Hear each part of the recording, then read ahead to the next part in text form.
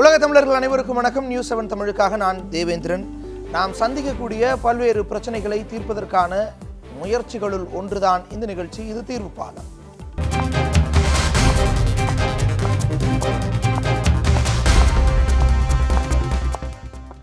தீர்வுப்பாலம் நிகழ்ச்சியில் இன்றைய தினம் நாம் பார்க்கக்கூடிய விஷயம் நம்ம தமிழ்நாட்டுக்கு மட்டும் இல்லை, இந்த பூமி பந்திற்கே இருக்கக்கூடிய ஒரு மிகப்பெரிய பிரச்சனை, மனிதர்கள் முன்னிருக்கக்கூடிய சவால்.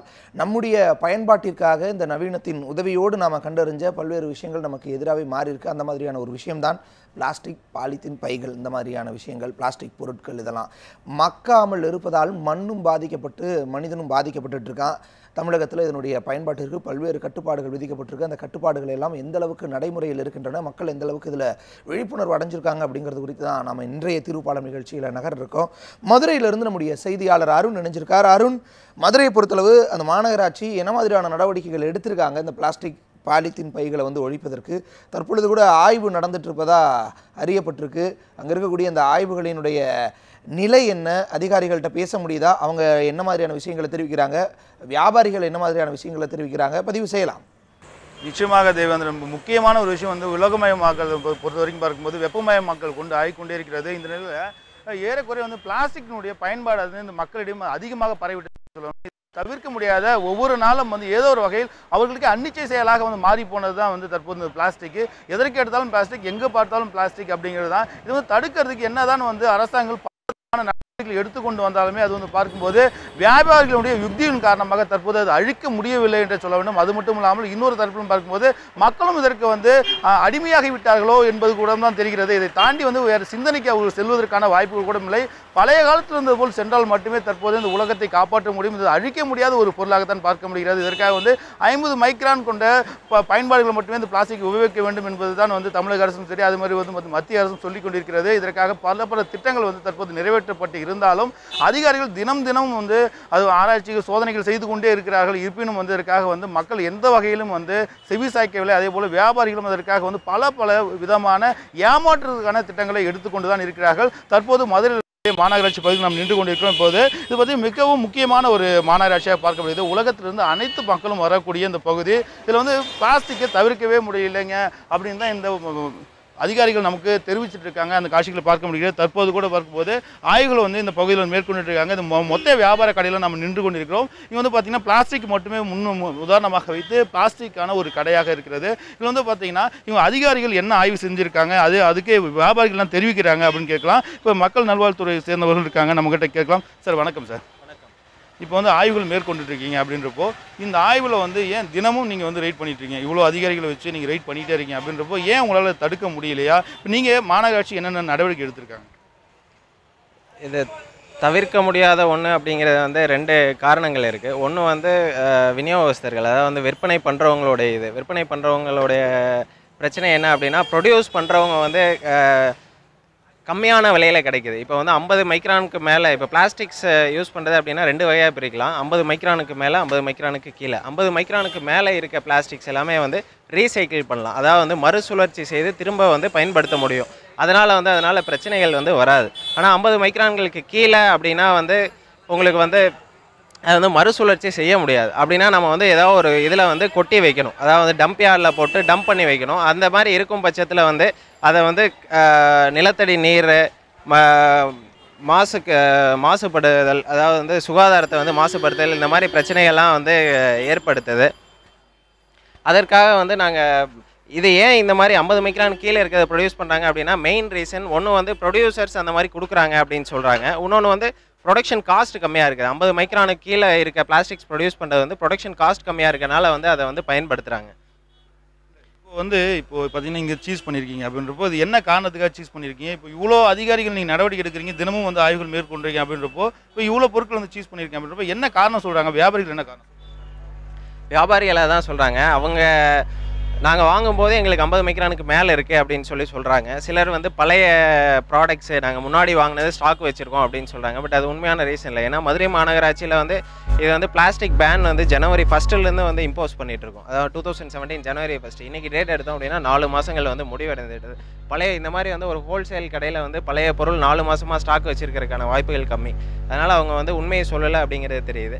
அதுக்கப்புறம் அவங்க மேனுஃபேக்சரர்ஸ் வந்து அந்த ப்ராடக்டில் மிஸ்லேபிளிங் பண்ணுறாங்க. இது வந்து அரசு அங்கீகரிக்கப்பட்ட 51 மைக்ரான்களுக்கு மேலான பொருள் அப்படின்னு சொல்லி லேபிள் பண்ணியிருக்காங்க. ஆனால் இங்கே நம்ம செக் பண்ணும்போது வந்து 30 மைக்ரான் 40 மைக்ரான் தான் இருக்குது. ஸோ இந்த வியாபாரிகளும் ஏமாற்றப்படுறாங்க அப்படிங்கிறதும் நமக்கு தெரியும். எனக்கு சின்ன ஒரு கேள்வி, இப்போ 50 மைக்ரான் அப்படின்ற ரொம்ப அது வந்து துல்லியமான ஒரு விஷயம். அது வந்து எப்படி கையாள முடியுது? இது வந்து ஒரு மக்களுக்கு எப்படி தெரியும்? வந்து மக்கள் இதை ஏற்றுக்க முடியுதா? அவங்க வந்து இதை தாண்டி போகிறதுக்கு ஒரு வாய்ப்புகள் இருக்கா அப்படிங்கிறத சொல்லுங்கள். இது எப்படி வந்து முதல்ல வந்து செக் பண்ணுறீங்க அப்படிங்கிறத சொன்னால் ஒரு நல்லதாக இருக்கும்.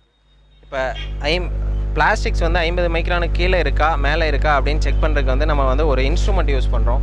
இது வந்து மைக்ரான் மீட்டர் இல்லை மைக்ரான் கேஜ் அப்படின்னு சொல்லுவோம். இதை வச்சு பிளாஸ்டிக்குடைய திக்னஸ் எவ்வளோ அப்படிங்கிறத வந்து நம்ம வந்து செக் பண்ணலாம். ஸோ இது வந்து மில்லிமீட்டரில் காட்டும். 0.05 மில்லிமீட்டர் அப்படின்னா it's 50 microns. 0.05 and above is taken as acceptable limits. 50 micron அதுக்கு மேலே இருக்கிறத வந்து ஒற்றுக்கொள்ளக்கூடிய அளவாக வந்து நம்ம எடுத்துக்கிறோம். அதை வந்து செக் பண்ணுற முறையை வந்து நான் உங்களுக்கு இப்போ காட்ட போகிறேன்.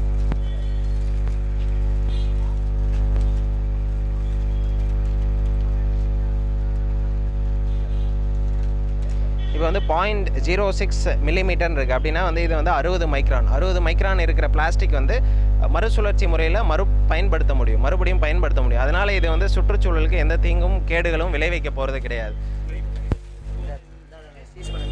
அதே இது இப்போ வந்து உங்களுக்கு 50 மைக்ரானுக்கு கீழே இருக்க பிளாஸ்டிக்கும் இருக்குது. இது வந்து 20 மைக்ரான் தான் இருக்குது. 0.02 மில்லிமீட்டர் அல்லது வந்து 20 மைக்ரான் தான் இருக்குது. இது எல்லாமே வந்து மக்கள் பயன்படுத்தும் போது இது மறுசுழற்சி பண்ண முடியாது. எங்கேயாவது ஒரு இடத்துல கொட்டி வைக்கிறது. இது வந்து பிளாஸ்டிக் பைகள் வந்து எப்பவுமே மக்காதது. பிளாஸ்டிக் பையன் மட்டும் கிடையாது, எந்த விதமான பிளாஸ்டிக்காக இருந்தாலும் மக்காது.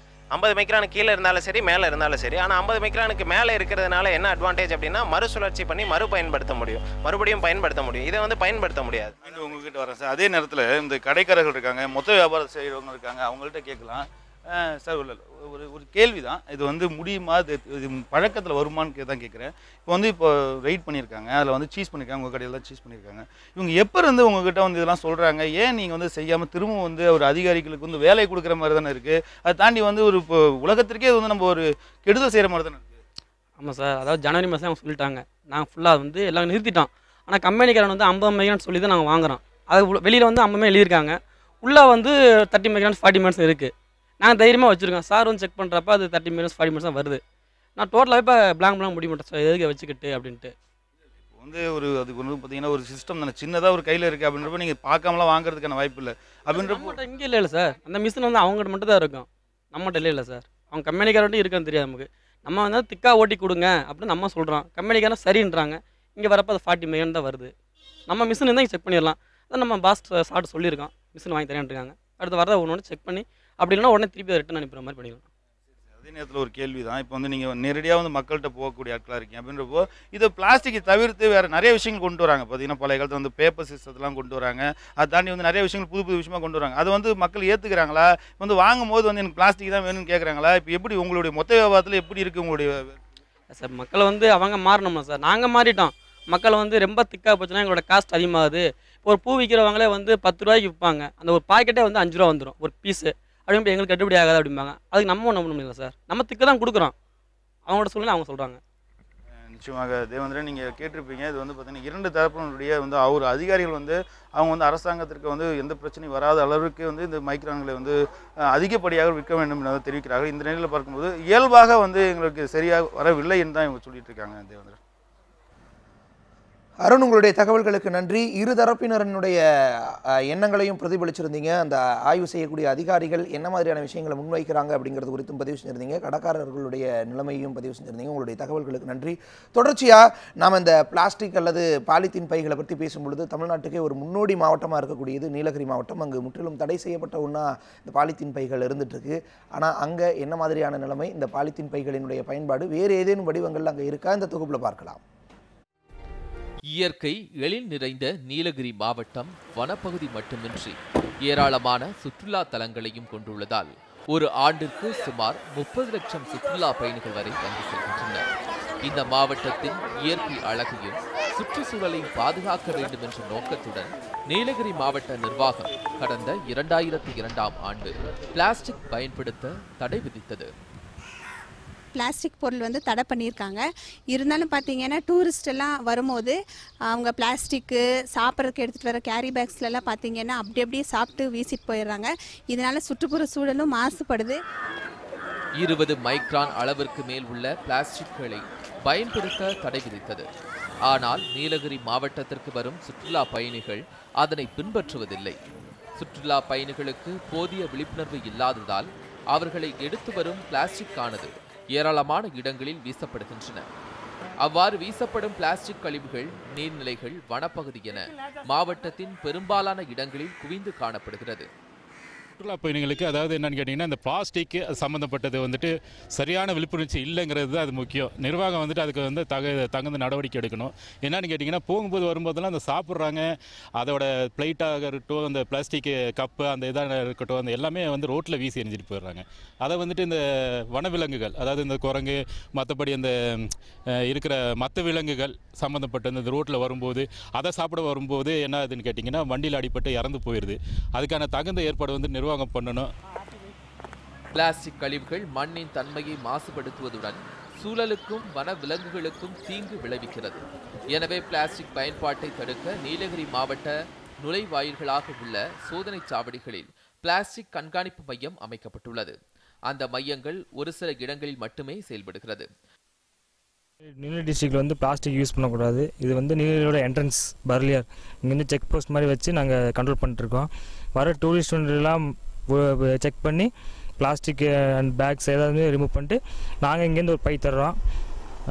அதுதான் வந்து கொடுத்துட்ருக்கோம். இது வந்து ரொம்ப வருஷமாக பண்ணிட்டு தான் இருக்கோம். இது வர டூரிஸ்ட் வந்து இதை புரிஞ்சுக்கிட்டு நீலகிரியில் வந்து பிளாஸ்டிக்கை யூஸ் பண்ணாத மாதிரி கொண்டு வராமல் எங்களுக்கு ஒத்துழைப்பு கொடுங்க.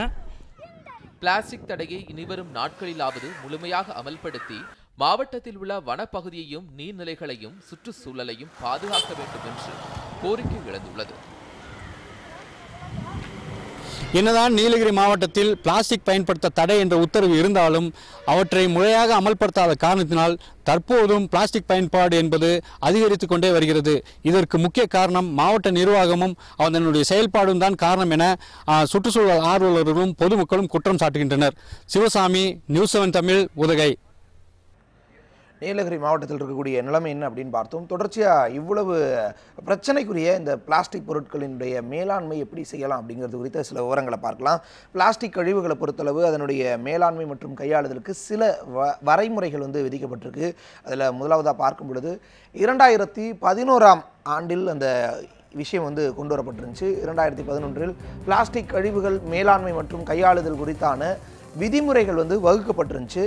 அதனுடைய தொடர்ச்சி அந்த விதிமுறைகளில் ஒன்றா இருக்கக்கூடிய விஷயம் 40 மைக்ரானுக்கு குறைந்த பாலித்தீன் பைகளை இருப்பு வைத்திருக்கிறது, விற்பனை செய்கிறது கூடாது அப்படிங்கிற ஒரு விஷயம் வந்து சொல்லப்பட்டிருந்துச்சு. 40 மைக்ரானுக்கு கீழே இருந்தாலே அந்த பிளாஸ்டிக் அல்லது பாலித்தீன் பைகளை வைத்திருக்கவே கூடாது அப்படிங்கிற ஒரு விஷயம். அதே போல் 40 மைக்ரானுக்கு மேற்பட்ட பாலித்தீன் பைகளுக்கு என்று பிரத்யேக சில விதிகள் வகுக்கப்பட்டிருந்தது. அதாவது அடர்த்தி, உற்பத்தி நிறுவன பெயர், உற்பத்தியாளர் பதிவு எண் உள்ளிட்ட விவரங்கள் அந்த பைகளில் அச்சிடப்பட வேண்டும் என்ற ஒரு விதிமுறை இருக்குது. அதே போல் மறுசுழற்சிக்கு உட்படுத்தக்கூடிய பாலித்தீன் பைகளில் மறுசுழற்சிக்குரிய தன்மை கொண்ட இந்த பாலித்தீன் பை என்பது குறித்தான ஒரு முத்திரை வந்து இட வேண்டும் அப்படிங்கிற ஒரு விஷயமும் சொல்லப்பட்டது. மறுசுழற்சிக்குரியது இது அப்படிங்கிறதுக்கான ஒரு முத்திரை இட வேண்டும். அதே போல் மறுசுழற்சிக்கான பாலித்தீன் பைகள் உணவுப் பொருட்களுக்காக பயன்படுத்தக்கூடாது அப்படிங்கிற ஒரு விஷயமும் சொல்லப்பட்டிருந்துச்சு. அதே போல் எந்த ஒரு பொருளின் சில்லறை விற்பனையாளரும் வாடிக்கையாளர்களுக்கு பாலித்தீன் பைகளை வந்து இலவசமாக கொடுக்கக்கூடாது, இதை வந்து ஊக்குவிக்கக்கூடாது அப்படிங்கிற ஒரு விஷயமும் அந்த விதிமுறைகளில் ஒன்றா வந்து வகுக்கப்பட்டிருந்துச்சு.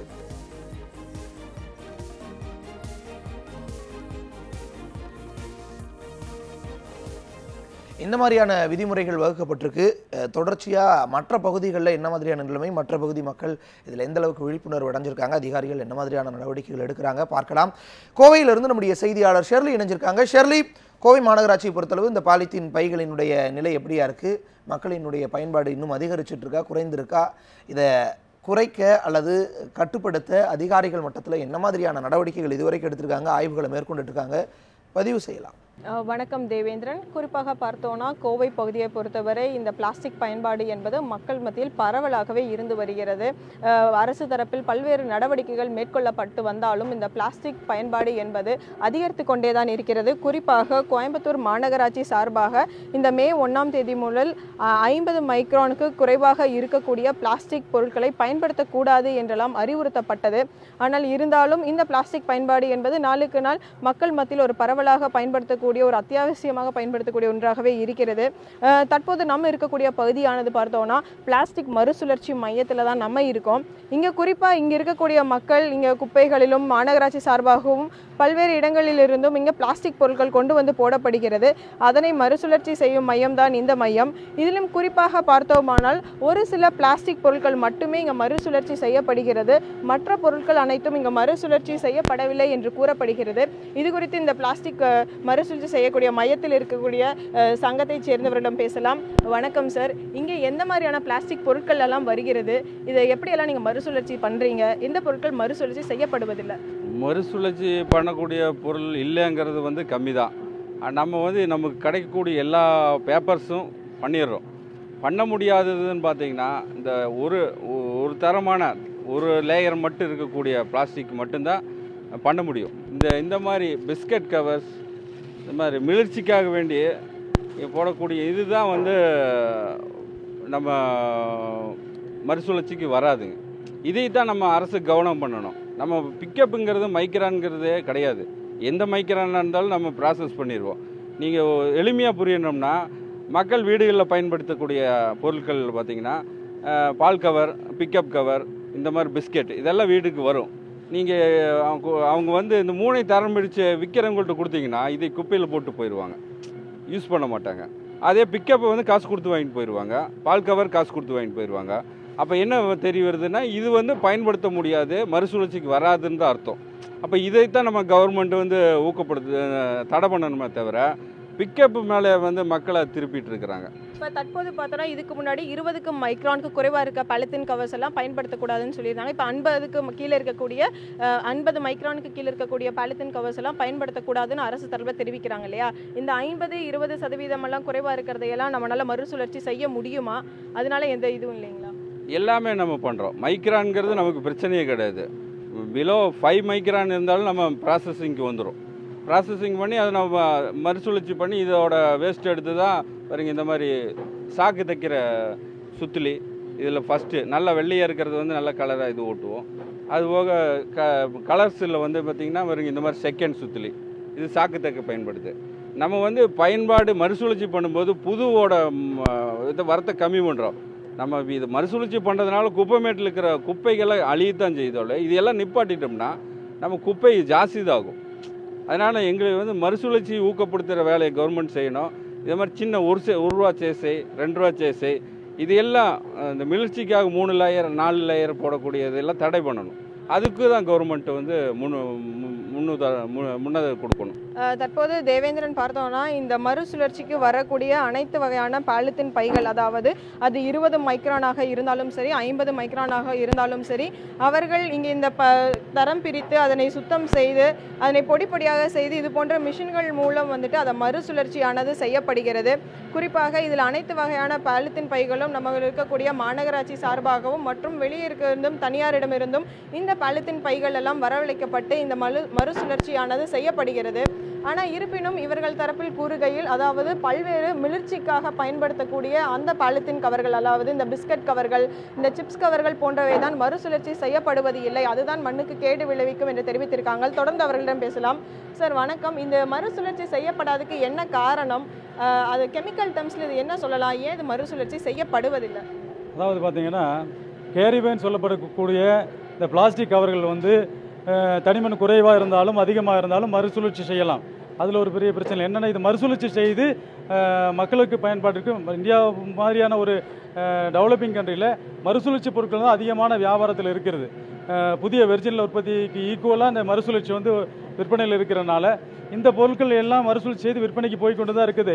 அதாவது சாக்கு தைக்கக்கூடிய ஒரு கயிறுகளாகவும் குப்பை கூடைகளாகவும் மற்றும் இந்த விவசாயத்துக்கு பயன்படக்கூடிய இந்த சொட்டு நீர் பாசனத்துக்கு பயன்படுத்தக்கூடிய கருப்பு ஓசுகளாகவும் தார்பாய்கள் விவசாய நிலங்களில் களை முளைக்காமல் இருப்பதற்காக விரித்து வைக்கக்கூடிய பிளாஸ்டிக் பாய்களாகவும் பயன்பாட்டுக்கு மக்கள் பயன்பாட்டுக்கு இது வந்து கொண்டே தான் இருக்கிறது. இது ஒரு சிக்கலான விஷயம் என்னவென்று கேட்டீங்கன்னா 2-3 லேயர் என்று சொல்லப்படுகின்ற இந்த ஷேஸு, பிஸ்கட்டு, ஷாம்பு பேக்கெட்டுகள் இதில் எல்லாம் பார்த்தீங்கன்னா உள்புறம் வந்து ஒரு அலுமினியம் கோட்டிங் இருக்கும்.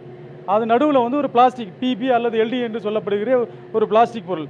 அதற்கு மேலே மிளிர்ச்சிக்காக மக்களை கவர்வதற்காக சல்ஃபன் என்று சொல்லப்படுகிற ஒரு பொருள். இந்த 3 பொருட்களும் ஒரு சேர அந்த கவரில் படிந்திருக்கிறதுனால இது மறுசுழற்சி செய்ய முடியாது. இது ஒரு உருப்படியான ஒரு பொருளை எங்களுக்கு மறுசுழற்சியில் கிடைக்காது. அதனால் வந்து இது மாதிரியான பொருட்களை வந்து அரசு வந்து கவனம் செலுத்தி அரசு உடனடியாக இதை வந்து கட்டுப்படுத்தினாலே இந்த குப்பை சேர்வது, இந்த சாக்கடைகள் மற்றும் கார்ப்பரேஷனில் குப்பை சேர்வது கட்டுப்படுத்த முடியும். கோவையை பொறுத்தவரை மாநகராட்சி சுமார் தினசரி ஒரு 600 டன்னுக்கு மேலே குப்பைகளை கையாளுகிறார்கள். அதில் அவர்களுக்கு சவாலாக இருக்கிறது இந்த மாதிரியான குப்பைகள் தான். அதில் நாங்கள் வந்து எங்களிடம் வந்து சேரக்கூடிய இந்த பிளாஸ்டிக் கேரி பேக் என்று சொல்லப்படக்கூடிய இந்த பிளாஸ்டிக் கவர்களை வந்து திறம்பட எங்களது 100க்கும் மேற்பட்ட உறுப்பினர்கள் வந்து சங்க உறுப்பினர்கள் 200க்கும் மேற்பட்ட தொழிற்சாலைகள் கோவை மாநகரில் இருக்கிறது. இவர்களை திறம்பட கையாண்டு இதை மறுசுழற்சி செய்து மக்கள் பயன்பாட்டுக்கு நாங்கள் கொடுத்து கொண்டு தான் இருக்கிறோம். தற்போது தேவேந்திரன் இவர்கள் குறிப்பிட்டது போலவே இந்த மறுசுழற்சி செய்வது, அதாவது அரசு மண்ணுக்கு கெடுதல் விளைவிக்கக்கூடிய இந்த பிளாஸ்டிக் பொருட்களை பயன்படுத்துவதை குறைக்க வேண்டும் என்ற நோக்கத்திற்காக 50 மைக்ரானுக்கும் குறைவாக இருக்கக்கூடிய பிளாஸ்டிக் பொருட்கள் தான் பயன்படுத்தணும்னு உத்தரவிட்டு பல்வேறு முயற்சிகள் ஏற்படுத்திட்டு வருது இந்த கோயம்புத்தூர் இருக்கக்கூடிய மாநகராட்சி. ஆனால் குறிப்பாக அரசு கவனம் செலுத்த வேண்டியது இந்த மறுசுழற்சி செய்யப்பட முடியாமல் இருக்கக்கூடிய இந்த சாதாரண ஷாம்பு பேக்கெட், பிஸ்கட் பேக்கெட் போன்ற பொருட்கள் தான். அதை மறுசுழற்சி செய்வதற்கான ஒரு நடவடிக்கை எடுக்க வேண்டும் அல்லது இது போன்ற பொருட்களை தடை செய்ய வேண்டும் என்பதே அனைவரது கோரிக்கையாக இருக்கிறது. தேவேந்திரன். சர்லி, நிச்சயமா எல்லா மாவட்டங்கள் எல்லா மாநகராட்சிகளையும் போலவும் பிளாஸ்டிக் பொருட்களினுடைய பயன்பாடு, பாலித்தீன் பைகளினுடைய பயன்பாடுங்கிறது கோவை பொறுத்தளவும் தொடர்ச்சியாக இருந்துகிட்டே இருக்குது. ஆனால் அதை தாண்டி அதை மறுசுழற்சிக்கு உட்படுத்துகிற முறைகள் குறித்து விளக்கியிருந்தீங்க, அதனுடைய அவசியம் குறித்தும் தெரிவிச்சிருந்தீங்க. நன்றி. தொடர்ச்சியாக சிவகாசி பகுதியில் என்ன மாதிரியான நிலைமை, அங்கு இங்கே பாலித்தீன் பைகளினுடைய பயன்பாடுங்கிறது எந்த அளவுக்கு இருக்குது, இந்த தொகுப்பில் பார்க்கலாம்.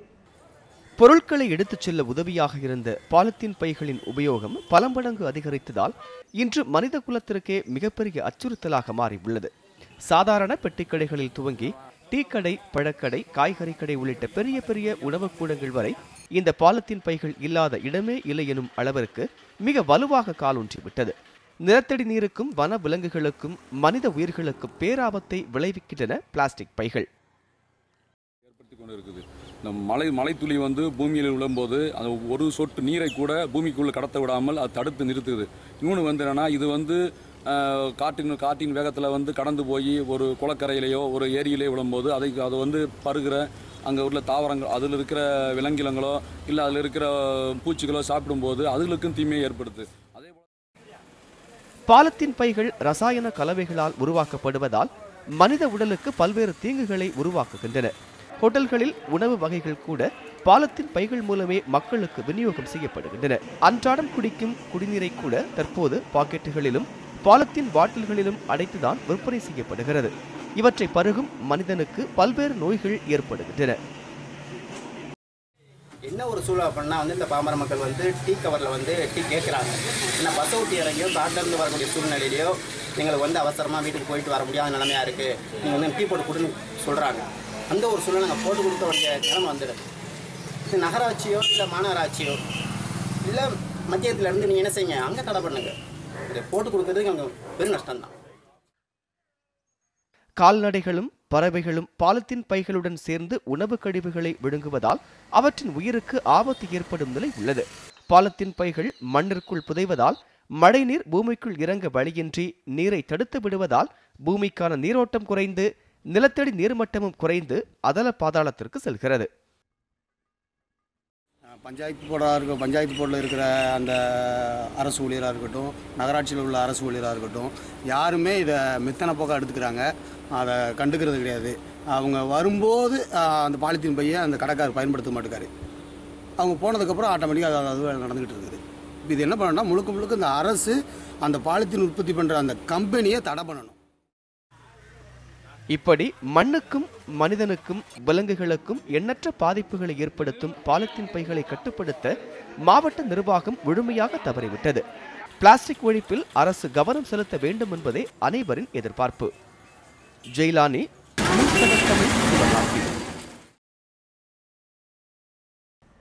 சிவகாசி பகுதியில் இருக்கக்கூடிய பாலித்தீன் அபாயத்தை பார்த்தோம். தொடர்ச்சியாக கரூர் மாவட்டத்தை பொறுத்தளவு அங்கு என்ன மாதிரியான அபாயம் இதனால் காத்திருக்கு, அங்கு என்ன மாதிரியான நடவடிக்கைகள் எடுத்திருக்காங்க, எந்த அளவுக்கு இந்த பிளாஸ்டிக் பயன்பாடு பாலித்தீன் பயன்பாடு இருக்குது, இந்த தொகுப்பில் பார்க்கலாம்.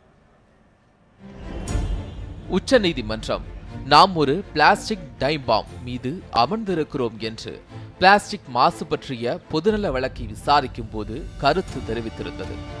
டன் கணக்கில் மாநகரங்களில் குவியும் பிளாஸ்டிக் கழிவில் ஏறத்தாழ 40% மட்டுமே மறுசுழற்சி ஆகின்றன.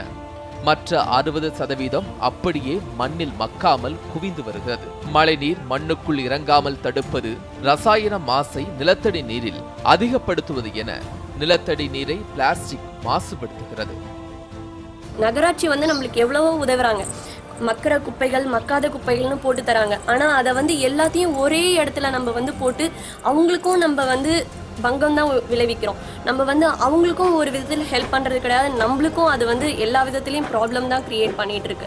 ஸோ ஒரு குடும்ப தலைவியாக நம்ம தான் அதுக்கு ஸ்டெப்ஸ் எடுத்து நம்ம மஞ்சப்பை யூஸ் பண்ணுறதுக்கும் கட்டப்பை யூஸ் பண்ணுறதுக்கும் நம்ம பயன்படுத்த ஆரம்பிக்க தான் இந்த மாதிரி ஒரு குழந்தைங்களுக்கும் நாளைக்கு ஃப்யூச்சரில் ஓகே பிளாஸ்டிக் கவர்னால இவ்வளோ ஒரு ப்ராப்ளம்ஸ் இருக்குங்கிறது அவங்களுக்கு ஒரு இன்டென்ஷன் க்ரியேட் ஆகி அவங்களும் இதை தவிர்ப்பாங்க. மத்திய அரசு பிளாஸ்டிக் கழிவு மேலாண்மை என்ற திட்டத்தை அமல்படுத்தியுள்ளது. இத்திட்டத்தின் செயல்பாடு கரூர் மாவட்டத்தில் எந்த அளவு உள்ளது என்பது கேள்விக்குறியாகவே உள்ளது. கேரி பேக் இருந்தால் காய் போடுங்க வேணாங்க, 50 ரூபாய் வியாபாரம் போட்டால் எனக்கு ஒரு 5 ரூபா கிடைக்கும். அந்த 5 ரூபா ஒரு கேரி பேக் 1 ரூபா போனால் 4 ரூபா தான் கிடைக்கும். அப்புறம் கேரி பேக் இல்லை அப்படின்னா அந்த 50 ரூபா வியாபாரம் போயிடும். 10 பேத்துக்கு போனால் 500 ரூபா வியாபாரம் போச்சு. 10 கேரி பேக் பார்க்குறதா 500 ரூபா வியாபாரத்தை பார்க்குறேன். அதான் கால சூழ்நிலை அப்படி இருக்குது. இது நான் நம்மளாக திருந்திக்கணும் அல்லது பொதுஜனங்களாக திருந்திக்கணும். அவங்களாம் பை கொண்டு நம்ம வாங்கணும் அப்படின்னு அவங்களாம் நினைக்கணும். இது கேரி பேக் தயாரிக்கிறதால போய் வாங்க, தயாரிக்கலாம் போய் வாங்க போகிறதே கிடையாது. ஒரு பொருள் இருக்குங்கிறதா அது பொருளை போய் கேட்குறாங்க. ஒரு பொருள் இல்லைன்னா அது இந்த பொருள் இல்லை அப்படின்னு நான் போயிடுவோம். அதான் காரணம், வேற ஒன்றும் இல்லை. கரூர் நகர பகுதியில் 40 மைக்ரான் தரம் கொண்ட பைகள் மட்டுமே பயன்படுத்த வேண்டும் என்ற கட்டுப்பாடு இருந்தது. இதை சரியாக பின்பற்றாத நிலையில் தற்போது 50 மைக்ரான் தரம் கொண்ட பைகள் மட்டுமே பயன்படுத்த வேண்டும் என்று வலியுறுத்தப்பட்டுள்ளதாக கூறப்படுகிறது. பயன்படுத்தப்பட்ட பிளாஸ்டிக் பைகள் குப்பை மற்றும் கழிவுநீர் சாக்கடை பகுதியில் கிடப்பதை அதிக அளவில் சுத்தம் செய்பவர்களுக்கு ஊக்கப்பரிசு வழங்கப்படும் என மாவட்ட ஆட்சியர் கோவிந்தராஜ் அறிவித்துள்ளார். டீ கடையில் போய் டீ சாப்பிடலான்னு போனோம்னா அங்கே பார்த்தீங்கன்னா பயங்கரமான கொதிக்க இருக்கிற டீ அதில் ஊற்றுறாங்க. அந்த கேரி பேக்கிலிருந்து அந்த கெமிக்கல் போய் உள்ளே போய் கேன்சர் ஏகப்பட்ட நோய்கள்லாம் வருது. நான் சில இடத்துலலாம் போய் டாக்டர்லாம் கேட்கும்போது இந்த மாதிரி இதெல்லாம் உருவாகுதுன்னு சொல்கிறாங்க. எல்லாத்துக்குமே தெரியுது, தெரிஞ்சு இதை பயன்பாட்டில் விட்டுக்கிட்டு இருக்கிறாங்க. அரசாங்கம் இதை தடை பண்ணணும். பிளாஸ்டிக் ஒழிப்பிற்கு கடைகளில் காகித, சணல் அல்லது துணிப்பைகளை கொண்டு பொருட்கள் எடுத்து செல்லும்படி ஒரு முறையை கொண்டு வர வேண்டும். படிப்படியாக பிளாஸ்டிக் பையை விலக்கப் போகிறோம் என்று உறுதியாக அறிவிக்க வேண்டும். இதுவே பிளாஸ்டிக் பைகளை முற்றிலும் ஒழிக்கப்பட உதவும். செல்வராஜ், நியூஸ் 7 தமிழ், கரூர். கரூர் மக்கள் இந்த பிளாஸ்டிக் பாலித்தீன் பைகளினுடைய பயன்பாடுகளை எப்படி எதிர்கொள்கிறாங்க, அவங்களுக்கு எந்த அளவுக்கு இதில் விழிப்புணர்வு அடைஞ்சிருக்கு, அங்கே என்ன மாதிரியான பயன்பாடு அப்படிங்கிறது குறித்து பார்த்தோம். தொடர்ச்சியாக சேலத்திலிருந்து நம்முடைய செய்தியாளர் ரியாஸ் அணிஞ்சிருக்கார். ரியாஸ், சேலத்தை பொறுத்தளவு அந்த மாநகராட்சியின் சார்பில் பிளாஸ்டிக் பொருட்கள் பைகளை கட்டுப்படுத்த என்ன மாதிரியான நடவடிக்கைகள் எடுத்திருக்காங்க, எந்த அளவுக்கு விழிப்புணர்வு ஊட்டியிருக்காங்க, அதை தவிர தன்னார்வ அமைப்புகள் ஏதேனும் செயல்பட்டிருக்காங்களா, கடைகளில் இருக்கக்கூடியவங்க எந்த அளவுக்கு இந்த விதிமுறைகள் கட்டுப்பாடுகளை முறையாக கடைபிடிக்கிறாங்க, பதிவு செய்யலாம். வணக்கம் தேவேந்திரன். சேலம் மாநகராட்சியை பொறுத்து பார்த்தீங்கன்னாக்கா சேலம் மாநகராட்சியில் 40 மைக்ரான் கீழே இருக்கிற பிளாஸ்டிக் பைகளை பயன்படுத்த தடை விதிச்சிருக்காங்க.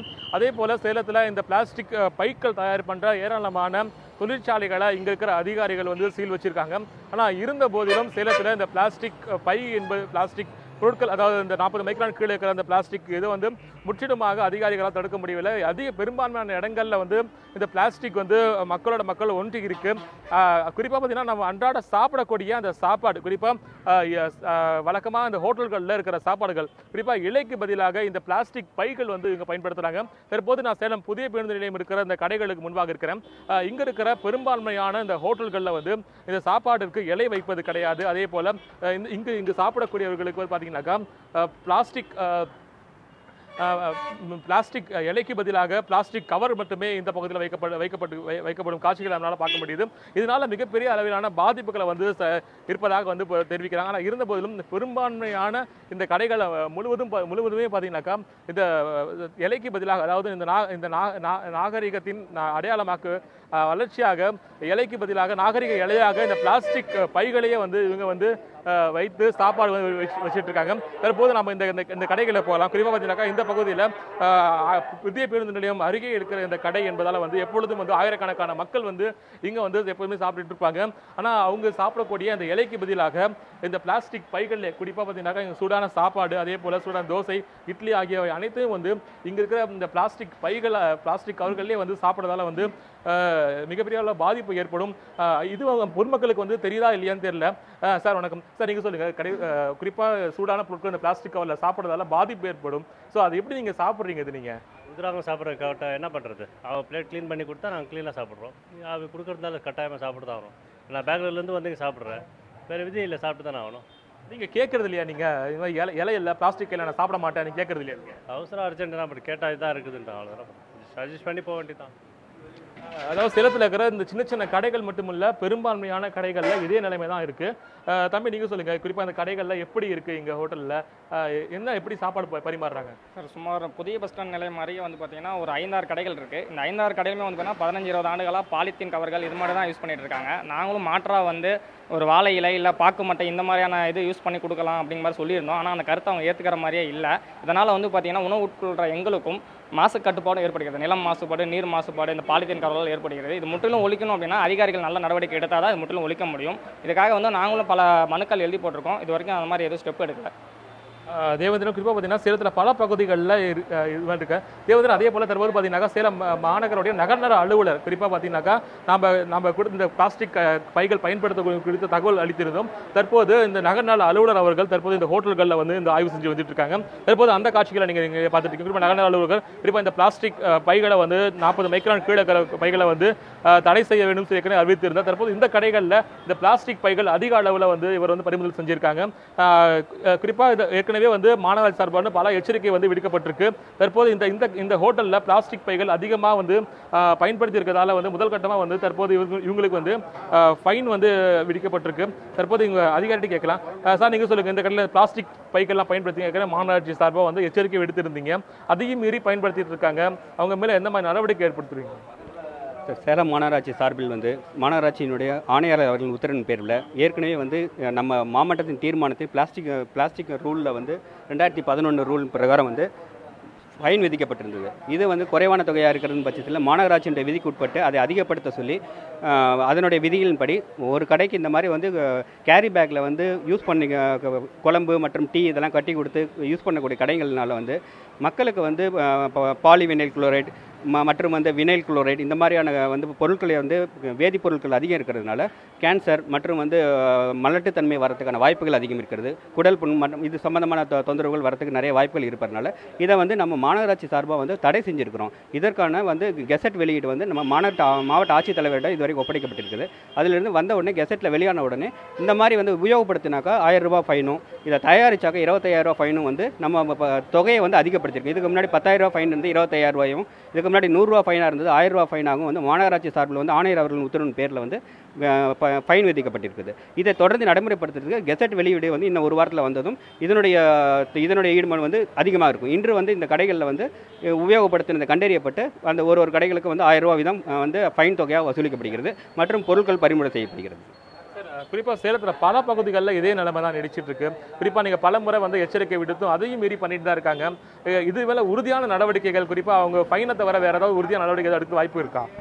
சார் அதில் தான் வந்து நம்ம மாநகராட்சி விதிகளில் வந்து இருக்கக்கூடிய இதை வந்து விதிகளை வந்து நம்ம மறுபடியும் வந்து மீண்டும் வந்து ஒரு தடவை வந்து நம்ம அபராத தொகையை அதிகப்படுத்தியும் இதுக்கு சட்டத்தின் மூலமாக அவங்களுக்கு வந்து கோர்ட்டு கேஸ் ஃபைல் பண்ணி அவங்கள வந்து அரெஸ்ட் செய்கிற அளவுக்கு வந்து கைது செய்கிற அளவுக்கு நடவடிக்கைகள் கொண்டு இப்போது வந்து மாநகராட்சி புது தீர்மானத்தில் நிறைவேற்றிருக்கோம். தீர்மானங்கள் இதற்கு முன்னாடி சட்டங்கள் அவ்வளவு தூரம் வந்து வெறும் ஃபைன் தொகை குறைவானதாக இருந்ததுனால முழு அளவில் நம்மளால் தொடர்ந்து வந்து எல்லா கம்பெனிகளும் பிடிக்கப்பட்டு வந்தது. அவங்களுக்கு 5000 வரைக்கும் வந்து அபராதங்கள் விதிக்கப்படுது. இப்போ வந்து 50000 வரைக்கும் அபராதம் விற்கிறதுக்கு அந்த கெசட்டில் வந்து வெளியிடுறதுக்கு இந்த ஒரு வாரத்தில் வந்துச்சுன்னா அந்த இடங்களையும் தடை செய்வோம். ப்ளஸ் வந்து இந்த சின்ன சின்ன கடைகள் உபயோகப்படுத்துறது புரிஞ்சுக்கணும். இதில் வந்து பொதுமக்களினுடைய விழிப்புணர்வும் கண்டிப்பாக வேணும் சார். பொதுமக்கள் இது மாதிரியான பொருட்களை வந்து உபயோகப்படுத்தினால் வந்து கண்டிப்பாக அவங்களுக்கு வந்து பின்விளைவுகளாக கேன்சர் மற்றும் வந்து மலட்டத்தன்மை போன்ற தன்மைகள் வருவது வாய்ப்புங்க. இது மக்கள் விழிப்புணர்வும் வேணும். மாநகராட்சியினுடைய அதிகாரிகளுடைய எங்களால் முடிஞ்ச போது இதையும் வந்து நாங்கள் பண்ணிட்டு இருக்கோம். சட்டப்பூர்வமான நடவடிக்கைகள் நாங்கள் எடுத்துக்கிட்டு தான் இருக்கிறோம். ஆனாலும் மக்களுடைய விழிப்புணர்வு கண்டிப்பாக வேணும் சார். இதில் வந்து கடைக்காரர்களும் வந்து அதுக்கு ஒத்துழைப்பு செஞ்சு இவங்களை வந்து எல்லா கடை ஓனர்களையும் கூப்பிட்டு கடந்த வாரம் வந்து ஒரு மீட்டிங் போட்டிருக்கோம். இதை உபயோகப்படுத்தக்கூடாது என்பதை அவங்க சொல்கிறது வந்து பெரிய வணிக கடைகள் நாங்கள் உபயோகப்படுத்தல, சின்ன சின்ன கடைகள் பண்ணுறாங்க அப்படின்னா. அதனால தான் இன்றைக்கி வந்து இந்த சின்ன சின்ன கடைகள் இதில் வந்து ஏரியாவில் வந்து ரைடும் மற்றும் வந்து மக்களுக்கு விழிப்புணர்வு ஏற்படுத்திட்டு இருக்கோம் சார். குறிப்பாக இதனால் கேன்சர் ஏற்படுது, மலத்தன்மை ஏற்படுதுன்னு சொல்கிறீங்க. அதே போல் வந்து குறிப்பாக வந்து இது போல் ஃபேக்ட்ரிஸ், குறிப்பாக இந்த கடைகளை மட்டும் நீங்கள் ஆய்வு பண்ணாமல் ஏன் ஃபேக்ட்ரிஸை நீங்கள் ஏன் ஆய்வு பண்ணி அதை வந்து சீல் பண்ணல? நிறைய ஃபேக்ட்ரிஸ் இடத்துல இயங்கிட்டு வரதா ஒரு தகவல் இருக்குது. ஏற்கனவே நீங்களும் பறிமுதல் பண்ணியிருக்கீங்க. அந்த மாதிரி தயார் பண்ணுற இடங்களில் நாங்கள் என்ன பண்ண போகிறோம் சார்? சார் இது என்னன்னாக்கா சார், இது வரைக்கும் நான் இங்கே சேலம் மாநகராட்சியில் 1.5 வருஷம் வந்ததிலிருந்து மாநகராட்சி ஆணையர் மற்றும் மேயர் அவங்களோட உத்தரவு பேரில் வந்து 5 கம்பெனிகளை வந்து சீல் பண்ணியிருக்கோம். அவங்களுக்கு என்னென்னா சார் 40-50 மைக்ரானுக்கு அதிகமாக இருக்கிற குறைவாக இருக்கிறது தான் விற்கக்கூடாது, 50 மைக்ரானுக்கு அதிகமாக இருக்கக்கூடிய பொருட்களை விற்கிறா அப்படிங்குவோம். இவங்க வந்து இந்த பொருட்களை கட்டி கொடுக்குற இந்த கவர் பார்த்தீங்கன்னா சார் இன்றைக்கி இது இருக்கிறதே 50 மைக்ரானுக்கு மேலே தான் இருக்கும் சார் இது. ஆனால் வந்து இது வந்து சூடு அப்படின்னா சூடு அதிகமாக இருக்கும்போது இதிலிருந்து வெளியாகக்கூடிய வேதிப்பொருட்கள்னால பாதிப்பு வருது. இதுக்கு வந்து மைக்ரான் அளவே தேவையில்லை. இதுக்காக தான் நம்ம மாநகராட்சி புது சட்டத்தின் கீழே வந்து இப்போ கெசட் வெளியிட போகிறோம். இது வந்து மைக்ரான் அளவே கிடையாது. ஒரு முறை மட்டும் உபயோகப்படுத்தக்கூடிய கப்புகள் மற்றும் வந்து இந்த பேக்குகளை உபயோகப்படுத்தக்கூடாது சட்டத்தை நம்ம வந்து கெசட்டில் வெளியிட்டதுக்கு பிறகு தான் வந்து நம்ம நடைமுறைப்படுத்த முடியும். அதற்கான நடவடிக்கைகள் எடுத்தாச்சு. இன்னும் ஒரு வாரத்தில் வந்து மாநகராட்சி ஆட்சித்தலைவர்களிருந்து இந்த வாரம் நடவடிக்கை வந்தோடனே அடுத்த வாரம் முழுசாக பறிமுதல் செய்யப்படும். ஏன்னா சட்டத்தில் வந்து 50 மைக்ரானுக்கு வந்து மேலே இருக்கிறது உபயோகப்படுத்தலாம்னு சொல்லியிருக்காங்க. ஸோ அதை வந்து மாநகராட்சி விதியின் வந்து நம்ம வந்து சேலம் மாநகராட்சியில் முழுசாக தடை செய்யறதுக்கு நடவடிக்கை எடுத்திருக்கோம் சார். சார் இப்போ இந்த கவர்ஸ்லாம் எங்கேருந்து சார் வந்துட்டு இருக்கு? அதுக்கு என்ன பண்ண போகிறோம் நம்ம? சரி, இந்த மாதிரி கவர்கள் வந்து நம்ம ஏற்கனவே வந்து ஒரு 3-5 கடைகளை வந்து நம்ம கம்பெனிகளை சீல் பண்ணோம். சீல் பண்ணவங்க என்ன பண்ணுறாங்கனாக்கா அந்த இடத்த மூடிட்டு உடனே வந்து நம்ம மாநகராட்சி எல்லையை விட்டு வேறு இடத்துக்கு வந்து மாற்றி வச்சிடுறாங்க, யாருமே ஆள் இல்லாத இடத்துல. இந்த மாதிரி தகவல் தெரிஞ்சு போகும்போது வந்து அவங்க சொல்கிறது வந்து இது 50 மைக்ரானுக்கு அதிகமாக தான் இருக்குது அப்படின்னு நம்மகிட்ட வாதாடுறாங்க. அதுக்கு வந்து நம்மகிட்ட சட்டப்பூர்வமாக வந்து நம்ம சொல்லும்போது மாநகராட்சி விதி வந்து மறுபடியும் தளர்த்தி விதியை வந்து மாற்றி அமைச்சிருக்கோம். இந்த மாற்றி அமைக்கப்பட்ட விதி வந்து கெசட்டில் வெளியே வந்த பிறகு தான் முழுமையாக நடவடிக்கை எடுக்க முடியும். அதற்கான நடவடிக்கைகள் இருக்குது சார். அது வந்த உடனே முழுமையான தீர்வு இதுக்கு எடுக்கப்படும் சார். தேவேந்திரன், குறிப்பாக நீங்கள் கேட்டிருப்பீங்க, அதாவது சேலம் மாநகராட்சியில் இது போல சோதனைகள் நடைபெற்று வந்தாலும் அதை குறிப்பாக அந்த ஃபேக்ட்ரிஸ்கள் வந்து முழுமையாக கட்டுப்படுத்த நடவடிக்கை எடுத்தாலும் ஆனால் அங்கே இருக்கிறவர்கள் வந்து வேறு இடத்துக்கு அந்த ஃபேக்ட்ரிஸ் வந்து வேறு இடத்துக்கு மாற்றி வைக்கிறதால வந்து அவங்களால வந்து நடவடிக்கை வந்து எடுக்க முடியதில்லைன்னு சொல்லி தெரிவிக்கிறாங்க. தொடர்ச்சியாக இந்த சேலம் புதிய பேருந்து நிலையம் இருக்கிற அனைத்து பகுதிகளிலுமே வந்து இந்த பிளாஸ்டிக் பேப்பரில் தான் வந்து சாப்பாடு, அதாவது உணவுகள் வந்து வாங்கி வந்துட்டு இருக்காங்க. குறிப்பாக பார்த்தீங்கன்னா இந்த கடைகள் தான், குறிப்பாக இந்த சேலம் புதிய பேருந்து நிலையம் அருகே இந்த பேருந்துகள் வெளியே செல்லும் இந்த பகுதிகளில் தான் வந்து அதிக அளவிலான இந்த பிளாஸ்டிக் பொருட்கள் வந்து பயன்படுத்தி இருக்காங்க. அதே போல இப்போ வந்து சின்ன ஹோட்டல்கள் இல்லாமல் பெரிய ஹோட்டல்களிலுமே வந்து இந்த பயன்பாடு வந்து என்பது ரொம்ப அதிக அளவில் வந்து இப்போ வந்து இருந்துட்டு வந்துட்டு இருக்கு. தொடர்ந்து இந்த அதிகாரிகள் கூறியதை போல மாநகராட்சி தற்போது வந்து இந்த கஜெட்டில் வந்து புதிய சட்டத்தை வந்து மாற்றி அமைத்தால் மட்டுமே வந்து இதை வந்து ஓரளவுக்கு வந்து கட்டுப்படுத்த முடியும் சொல்லி இங்க இருக்கிற அதிகாரிகள் வந்து தெரிவிச்சிருக்காங்க. தேவேந்திரன், ரியாஸ், தற்பொழுது அந்த அதிகாரிகளுடைய ஆய்வு, அவர்களுடைய நடவடிக்கை குறித்து கூட பதிவு செஞ்சுருந்தீங்க. தொடர்ச்சியாக இந்த மாதிரியான ஆய்வுகள் நடந்துட்டு இருக்கா? ஏன்னா நாம் பார்த்துக்கிட்டு இருக்கிற வரைக்கும் நிறைய பகுதிகளில் பெரும்பாலான கடைகளில் கூட பிளாஸ்டிக் பொருட்களினுடைய பயன்பாடு அவங்க விதிச்சிருக்கக்கூடிய அந்த கட்டுப்பாடுகளின் அடிப்படையில் இல்லாமல் தான் இருந்துட்டு இருக்குது. அந்த நிலையை தான் நம்ம பார்த்துட்டு இருக்கோம்.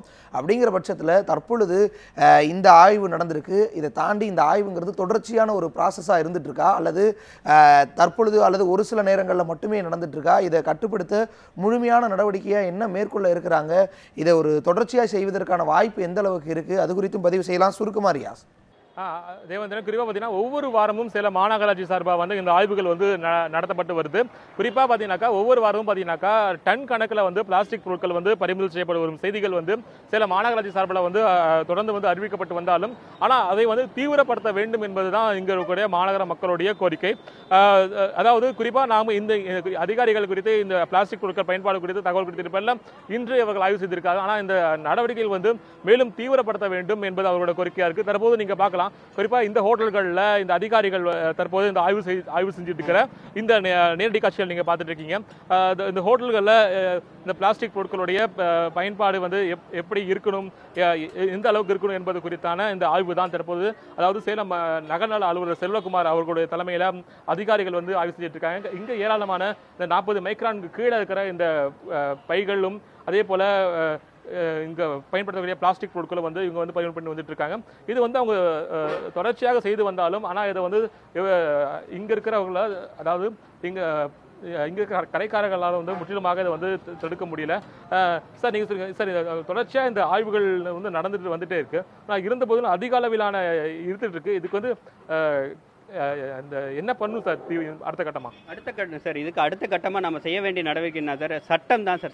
சட்டத்தை வந்து இம்ப்ளிமெண்ட் பண்ணி மக்களுக்கு வந்து கூட்டங்களை நடத்தி வந்து விழிப்புணர்வு ஏற்படுத்தணும் சார். மக்கள் வரும்போதே பழையபடி வந்து கேரி பேக், அந்த மஞ்சப்பையோ இந்த ஒரு கப்பு கொண்டுட்டு வருதோ, டீ கப்பு இதெல்லாம் வாங்குறதுக்கு அந்த காலத்தில் வர மாதிரி கப்பு இதெல்லாம் எடுத்துகிட்டு வருவாங்க. இன்றைக்கி வந்து பார்த்தீங்கன்னா இந்த மாதிரி ஒரு பிளேட்டு வைக்கிறது, இலை யூஸ் பண்ணுறது இதெல்லாம் மாறி போச்சு. இலைக்கு பதிலாக எல்லாமே பிளாஸ்டிக்காக மாறி போச்சு இன்றைக்கி. இது வந்து மக்களுக்கு வந்து இதுலேயும் சூடாக வச்சு சாப்பிட்டாங்கன்னா இதுவும் வந்து அதுங்களுக்கு பாதிப்பு தான் ஏற்படுத்தும். இதனுடைய விழிப்புணர்வு வந்து இந்த மாதிரி வந்து சின்ன சின்ன கடைகளில் தான் இன்றைக்கி இருக்குது. பெரிய கடைகளில் வந்து அந்த மாதிரி மாற்றங்கள் எதுவும் இல்லை.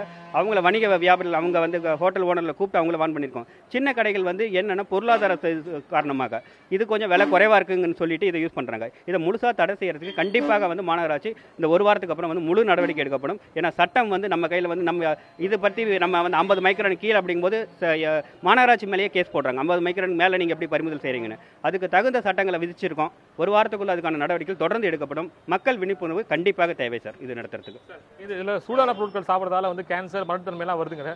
உடனடியாக எந்த மாதிரியான பாதிப்புகளை மக்கள் சந்திப்பாங்க?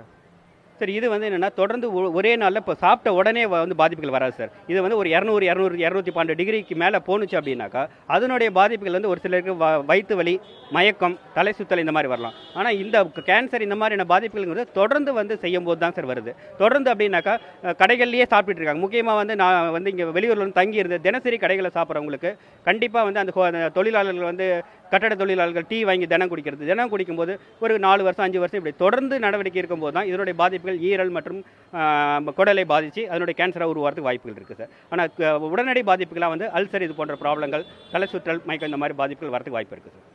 குறிப்பாக இது இந்த பிளாஸ்டிக்கில் கைப்பற்றி அகற்றுவோம், இதை மறுசுழற்சி பண்ணுறதுக்கான வழிகள் ஏதாவது பண்ணிட்டு இருக்கோம் சார் மாநகராட்சி சார்பாக? சார் மாநகராட்சியில் நம்ம ஏற்கனவே வந்து 6 வார்டுகளை வந்து மாடல் வார்டாக ஏற்கனவே எடுத்து அந்த வார்டுகளில் வந்து முழுமையாக குப்பைகள் எதுவுமே உருவாகாத அளவுக்கு தரம் பிரித்து வாங்குறதுக்கான ஏற்பாடுகள் நடவடிக்கைக்கு இப்போ பண்ணிக்கிட்டு இருக்கோம் சார்.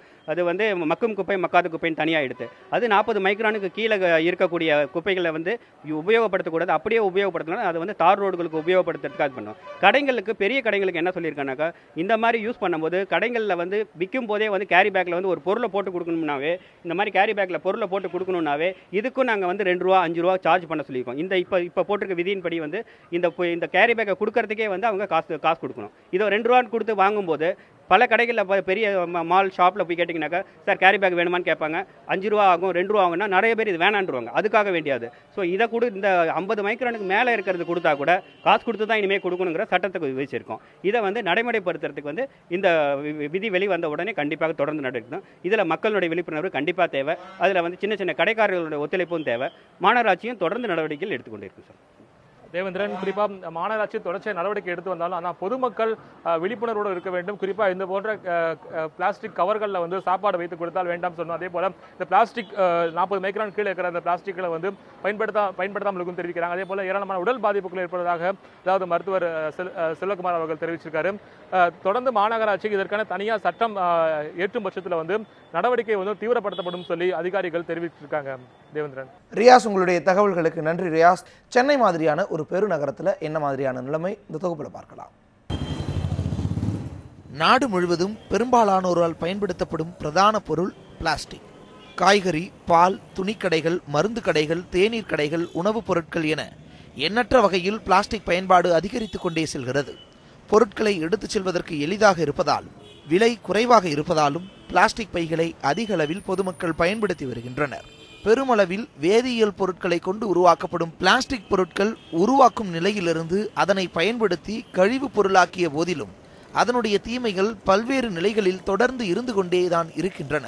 அவ்வாறு உபயோகிக்கப்படும் பிளாஸ்டிக் பொருட்களின் நன்மைகள் குறித்து பேசினாலும் அதன் தீமைகள் பற்றி யாருமே சிந்திப்பதில்லை என கூறுகின்றனர் மருத்துவர்கள்.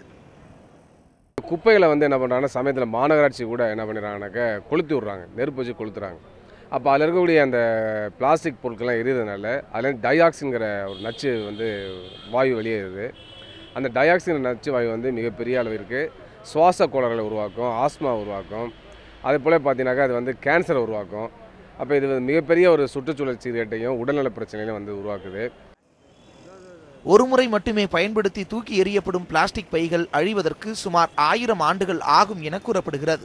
உலகம் முழுவதும் ஆண்டுதோறும் உற்பத்தி செய்யப்படும் ஒட்டுமொத்த பிளாஸ்டிக் பைகளில் 3% கூட மறுசுழற்சி செய்யப்படுவது இல்லை என ஆய்வுகள் தெரிவிக்கின்றன.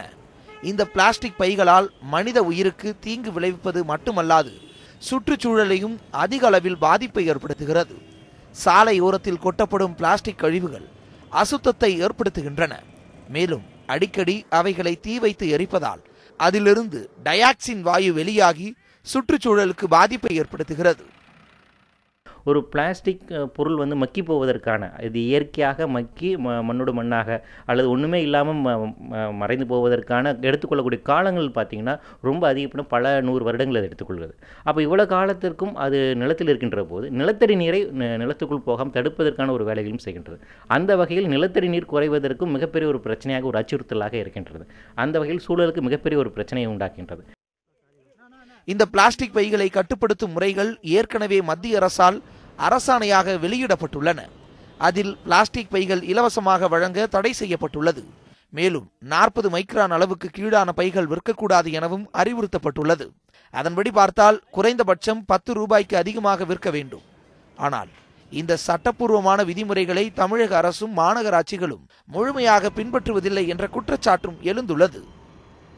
அரசிடம் நாம் எதிர்பார்க்கக்கூடிய விஷயம்னா நிச்சயமாக பிளாஸ்டிக் பொருட்களை தடை செய்யப்பட வேண்டும். எந்த அளவுக்கு அது தடை செய்யப்படணும் அப்படிங்கிறது பிளாஸ்டிக் பயன்பாடு பல்வேறு விதமான பொருட்கள் நமக்கு கிடைக்கின்றன. அதில் எந்தெந்த பொருளெல்லாம் நம்ம குறைக்கிறதுக்கான வாய்ப்புகள் இருக்குது, எதெல்லாம் மாற்று இது கொண்டு வரதுக்கான வாய்ப்பு இருக்குது, ரினியூபிள் எனர்ஜிஸ்லேருந்து நம்ம இது கொண்டு வரதுக்கான வாய்ப்பு இருக்குது, வேறு என்ன தொழில்நுட்பத்தை பயன்படுத்த முடியும் என்கின்ற நோக்கங்கள் இவை எல்லாமே அரசனுடைய செயல்பாடுகளாக இருக்க வேண்டும். அப்போ புதிய சட்டங்கள் நம்ம செய்ய வேண்டும். இந்த பிளாஸ்டிக் கழிவுகளை மேலாண்மை செய்வதற்கு ஒரு தனி ரூல்ஸ் வேணும். பொதுமக்கள் கடைகளுக்கு செல்லும் போது கையோடு ஒரு துணிப்பையை கொண்டு போகும் பழைய பழக்கத்தை மீண்டும் பின்பற்ற வேண்டும். அதன் மூலம் மட்டுமே பிளாஸ்டிக் பைகளை முற்றிலுமாக அழிக்க முடியும் என்பது அனைத்து தரப்பினரின் கருத்தாக உள்ளது. ஒளிப்பதிவாளர் லட்சுமிபதியுடன் விக்னேஷ், நியூஸ் 7 தமிழ், சென்னை. சென்னையிலிருந்து நம்முடைய செய்தியாளர் குதுப்தீன் இணைந்திருக்கிறார். குதுப், அங்கே இருக்கக்கூடிய நிலைமை என்ன? சென்னையை பொறுத்தளவு இந்த பிளாஸ்டிக் பொருட்களினுடைய பயன்பாடு எந்த மாதிரியாக இருக்கும் குதுப்? அதை தாண்டி தமிழகத்தை பொறுத்தளவு இந்த பிளாஸ்டிக் பொருட்களை உற்பத்தி செய்யக்கூடிய பாலித்தீன் பைகளை உற்பத்தி செய்யக்கூடிய நிறுவனங்கள் எவ்வளவுக்கு சீல் வைக்கப்பட்டிருக்கு பதிவு செய்யலாம்? தேவேந்திரன், இன்றைய தீர்வுப்பாலம் நிகழ்ச்சியில் பிளாஸ்டிக் தொடர்பான மற்றும் அந்த பயன்பாடுகளால் ஏற்படக்கூடிய விளைவுகள் பற்றி விரிவாக பேசிக்கொண்டிருந்தோம். நான் தற்போது கிண்டியில் இருக்கக்கூடிய மத்திய பிளாஸ்டிக் பொறியியல் தொழில்நுட்ப நிறுவனத்தில் நின்று கொண்டிருக்கின்றேன். இங்கே இருக்கக்கூடிய பேராசிரியர் பீர் முகமதிடம் உண்மை நிலை குறித்து நாம் கேட்கலாம். 50 மைக்ரான் அளவுக்கு மட்டும்தான் பிளாஸ்டிக் பயன்படுத்த வேண்டும் என்கிற ஒரு தடை அரசு ஆணை இங்கே இருக்கிறது. அதற்கு கீழே பயன்படுத்தினா என்ன பிரச்சனை, ஏன் பயன்படுத்தக்கூடாதுன்னு விழிப்புணர்வாளர்கள் எல்லாருமே ஸ்ட்ரிக்டாக சொல்கிறாங்க.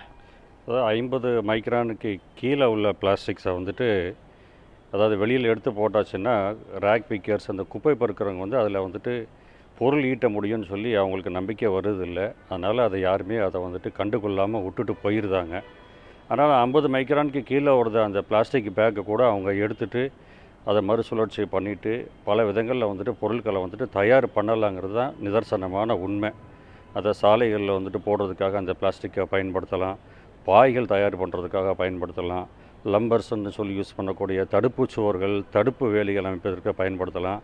அது மாதிரி 50 மைக்ரான்ஸுங்கிறத கண்ட்ரோல் எதுக்கு வச்சுருக்காங்க அப்படின்னா அதுக்கு கீழே தயார் பண்ணுறதை யாரும் கண்டுகொள்ளாமல் போயிருதாங்கிறதுனால வச்சுருக்காங்களே ஒழிய அதை மறுசுழற்சி பண்ண முடியாதுங்கிறதுக்குனால அந்த ரெகுலேட்டரி போர்டு அந்த கண்டிஷனை வைக்கலை.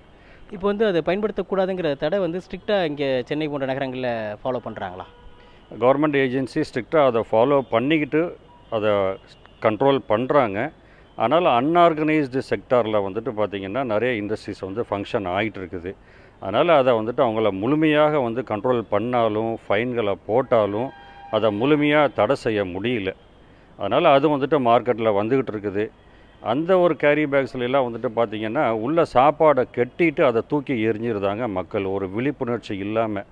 அதை வந்துட்டு ஆறறிவு இல்லாத வந்து விலங்கினங்கள் மாடுகள்லாம் வந்து அதை சாப்பிட்றதுனால உள்ளுக்குள்ளே சாப்பாட்டை நினச்சிட்டு அது சாப்பிடுது. அதனால் வந்து அதுக்கு வந்துட்டு சில விபரீதங்கள் ஏற்படுறதுக்கு வாய்ப்புகள் இருக்குது. அது கேரி பேக்ஸ்னால் வருதில்லை, மக்களுடைய ஒரு விழிப்புணர்ச்சி இல்லாததுனால, மக்களுடைய ஒரு அக்கறை இல்லாத சில தன்மைகள்னால் அது வருது. இப்போ வந்து நிலத்தில் வந்து பயிர் விளைவிக்கக்கூடிய தன்மையை வந்து பிளாஸ்டிக் இழக்குது. அடுத்து கழிவுநீர் செல்லக்கூடிய சாக்கடையில் வந்து இந்த பிளாஸ்டிக் கவர்லாம் அடைக்கிறதுங்கிறத பார்த்தோம். இப்போ நீங்கள் சொன்ன மாதிரி மாடுகள் சாப்பிடும்போது மாடுகளுக்கு பாதிப்பு ஏற்படுகிறத பார்க்குறோம். நீங்கள் குறிப்பிட்றது வந்து தனி மனிதனுக்கு அந்த அக்கறை வரணும் அப்படிங்கிறது. இப்போ இந்த பிளாஸ்டிக்கை வந்து மறுசுழற்சி செய்யலாம் அப்படிங்கிறதுக்காக தான் இந்த நிறுவனமே செயல்பட்டுக்கிட்டு இருக்கு. அரசும் தனி மனிதர்களும் என்ன செய்தால் இந்த பிளாஸ்டிக்கை வந்து உபயோகமானதாக மாற்ற முடியும்? சிப்பெட் நிறுவனம் வந்துட்டு இந்த மறுசுழற்சிக்கு ரீசைக்கிளிங்கில் வந்துட்டு பலவிதமான வகுப்புகளை வந்து நம்ம வந்துட்டு நடத்திக்கிட்டு வரோம். இது மக்களுக்கு வந்து விழிப்புணர்ச்சி ஏற்படுத்தணும். இந்த பிளாஸ்டிக்ஸ் வந்து இன்றைக்கி வந்துட்டு பார்த்திங்கன்னா இந்தியாவில் வந்துட்டு பெர் கேபிட்டா கன்சம்ஷன் சொல்லக்கூடிய பிளாஸ்டிக்ஸு இன்றைக்கி வந்துட்டு 11 kgs இருந்துக்கிட்டு இருக்குது. வேர்ல்டு ஆவரேஜே வந்து 28 kgs இருக்குது. டெவலப்டு கண்ட்ரீஸில் இது வந்துட்டு பார்த்திங்கன்னா 38 kgsலேருந்து 100 kgs வரைக்கும் இருந்துக்கிட்டு இருக்குது. ஆனால் பிளாஸ்டிக்ஸுங்கிறது ஒரு தீங்கு தரக்கூடிய பொருள் கிடையாது. எல்லா இடங்கள்லையும் அதை யூஸ் பண்ணுறோம். இந்த கேரி பேக்ஸுங்கிறது 0.2% தான் அதை கான்ஸ்டியூட் பண்ணுது. அதை அடிப்படையாக வச்சுக்கிட்டு டோட்டலாக அதை ஒழிக்கணும்னு சொல்லி நம்ம சொல்ல முடியாது. அதே இது இந்த கேரி பேக்ஸை வந்துட்டு ப்ராப்பராக எடுத்து ரீசைக்கிளிங் பண்ணுறதுக்கு பலவிதமான கோர்ஸுகளை வந்துட்டு நடத்திக்கிட்டு இருக்கிறோம். பொல்யூஷன் கண்ட்ரோல் போர்டு, மற்ற அரசு நிறுவனங்கள், NGOஸும் வந்துட்டு பார்த்திங்கன்னா இதுக்கு அவேர்னஸ் ப்ரோக்ராமை வந்து நடத்திக்கிட்டு இருக்கிறாங்க. சிப்பட்டோடு சேர்ந்து நடத்திக்கிட்டு இருக்காங்க, ஜாயிண்ட்டாக நடத்திக்கிட்டு இருக்கிறாங்க. இது தனி மனிதனுடைய விழிப்புணர்ச்சி வந்துட்டு இதில் தேவை. இது பிளாஸ்டிக்கை வந்துட்டு நம்ம சுற்றுச்சூழலை நம்ம பாதுகாக்கணும். பிளாஸ்டிக்கை வந்துட்டு இந்த மாதிரி வந்துட்டு ஒரு கவனம் இல்லாமல் வெளியில் எரிஞ்சிடக்கூடாது, அது என்விரான்மெண்ட்டை பாதிக்கும் அப்படிங்கிறத வந்துட்டு தெரிஞ்சிச்சு அப்படின்னு சொன்னோன்னா இந்த மாதிரி ஒரு தீங்குகளை வந்துட்டு தடை பண்ணலாம். பிளாஸ்டிக்ஸ் மாத்திரம் இல்லை, கண்ணாடியும் சரி, அல்லது வந்துட்டு ஒரு தேவேந்திரன், பேராசிரியர் பீர் முகமது சொன்னது போல் அந்த இப்போ நாம் அச்சம் தரக்கூடியதாக பார்க்கக்கூடிய அந்த பிளாஸ்டிக் கவர்களை கூட மறுசுழற்சியின் மூலம் சிறப்பாக பயன்படுத்த முடியும் என்கிற ஒரு தகவலை பதிவு செய்திருக்கிறார் தேவேந்திரன். குதுப், உங்களுடைய தகவல்களுக்கு நன்றி. ரொம்ப முக்கியமான தகவல்களை பதிவு செஞ்சுருந்தீங்க. இதை பயன்படுத்தக்கூடிய முறைகளை குறித்தான ஒரு தகவலாக இருந்துச்சு, நன்றி. தொடர்ச்சியாக பிளாஸ்டிக் பொருட்கள், இந்த மாதிரி பாலித்தீன் பைகளை வந்து நாம் பயன்படுத்துவதை முற்றிலுமாக தடுக்க முடியலினாலும் கட்டுப்படுத்த வேண்டிய அவசியத்தில் இருக்கிறோம். அதுக்கான முயற்சிகளையும் இறங்கியிருக்கிறோம். அந்த முயற்சிகள் வந்து பலன் தரட்டும், அந்த முயற்சிகள் வந்து தீவிரப்படுத்தப்படட்டும் அப்படிங்கிறதையும் நம்ம சொல்லிக்கலாம். அதை தாண்டி இன்னொரு முக்கியமான விஷயம், கடந்த சில நாட்களுக்கு முன்பாக தீர்ப்பாளம் நிகழ்ச்சியில் ஒரு முக்கியமான செய்தியை பார்த்திருந்தோம். மகப்பேறு மருத்துவமனைகளினுடைய நிலைமை குறித்து பதிவு செஞ்சிருந்தோம். அப்பொழுது கள்ளக்குறிச்சி பகுதியில் அந்த மகப்பேறு மருத்துவமனை குறித்து பார்க்கும் பொழுது அங்கு கட்டில் வசதி கூட இல்லாமல் கர்ப்பிணி பெண்கள் தரையில் படுக்க வைக்கப்பட்டிருந்த அந்த காட்சிகள் எல்லாம் பார்க்க முடிஞ்சது. அந்த நிலைமையை தீர்ப்பாளம் நிகழ்ச்சியில் நாம் சுட்டி காட்டியிருந்தோம். அந்த சுட்டிக்காட்டலினுடைய வெளிப்பாடாக தற்பொழுது விழுப்புரம் மாவட்டம் கள்ளக்குறிச்சியில் அமைந்திருக்கக்கூடிய அந்த மகப்பேறு மருத்துவமனையில் அந்த பகுதியினுடைய சட்டமன்ற உறுப்பினர் 100 கட்டில்களை வந்து வழங்கியிருக்கிறாரு. அவருடைய தொகுதி வளர்ச்சி நிதியிலிருந்து 5 லட்சம் ரூபாய் மதிப்பிலான 100 கட்டில்களை வந்து வழங்கியிருக்காங்க. அதிமுக சட்டமன்ற உறுப்பினர் பிரபு தனது சட்டமன்ற உறுப்பினர் நிதியிலிருந்து இந்த பணத்தை வந்து வழங்கியிருக்காரு. இதனால் மருத்துவமனையில் கர்ப்பிணி பெண்கள் ஒரு கூடுதலான மகிழ்ச்சி அடையக்கூடிய வகையில் அமைஞ்சிருக்கு. அவங்களுக்கான மருத்துவ உதவிகளுக்கான ஒரு முக்கியமான விஷயமா இது அமைஞ்சிருக்கு. தரையில் படுத்திட்டு இருந்தவங்க தற்பொழுது இந்த 100 கட்டில்களின் மூலமாக சற்று உயர்த்தி வைக்கப்பட்டிருக்கிறாங்க. இந்த விஷயம் வந்து தீர்வுப்பாலம் நிகழ்ச்சியின் மூலமாக நடந்திருக்கிறது. தீர்வுப்பாலம் நிகழ்ச்சி இதை ஒரு மகிழ்ச்சிகரமாக பதிவு செய்ய விரும்புது. டாக்டர் அம்மாங்களும் நர்ஸ் அம்மாங்களும் நல்லபடியாக பார்த்துக்கிறாங்க. 7 நியூஸில் கட்டில் இல்லைன்னு தெரிவித்தாங்க. அதனால் இப்போ அவங்க மூலயமா எங்களுக்கு கட்டில் கொடுத்த MLA பிரபு அவர்களுக்கு நன்றி. ரஷ்ய புரட்சியாளர் லெனின் ஒரு விஷயத்தை சொல்லுவாங்க, எந்த ஒரு நவீனமும் புதிய கண்டுபிடிப்புகளும் மக்களினுடைய பயன்பாட்டிற்காகத்தான் இருக்கணும், அதிலிருந்து மக்களினுடைய அழிவுக்கு அதை கொண்டு சென்றக்கூடாது, மக்களினுடைய எபிலிட்டிக்கு தான் அது பயன்படணும், மனிதனுடைய எபிலிட்டிக்கு தான் அப்படிங்கிற ஒரு விஷயத்தை பதிவு செஞ்சுருந்தாங்க. பிளாஸ்டிக், பாலித்தீன் உள்ளிட்ட பொருட்களில் நம்ம இதை தான் எதிர்நோக்க வேண்டியதாக இருக்குது. அது நம்முடைய பயன்பாட்டுக்குள் இருக்கும் வரை அது நமக்கு பயன் தரக்கூடிய ஒரு அம்சம் தான். அல்லது நமக்கு தீமை தரக்கூடியதாக இருந்துச்சுன்னா நிச்சயமாக அந்த பயன்பாட்டை நம்ம கைவிட வேண்டிய கட்டாயம் இருக்கின்றது. அந்த கட்டாயத்தில் தான் நம்ம பிளாஸ்டிக், பாலித்தீன் மீது நம்ம வைக்க வேண்டிய நிலைமை இருக்கிறது. புரிந்து உணர்ந்து சரியான நடவடிக்கைகளை எடுக்கப்படும் அப்படிங்கிற நம்பிக்கையோடு நிறைவு செய்கிறேன். வணக்கம்.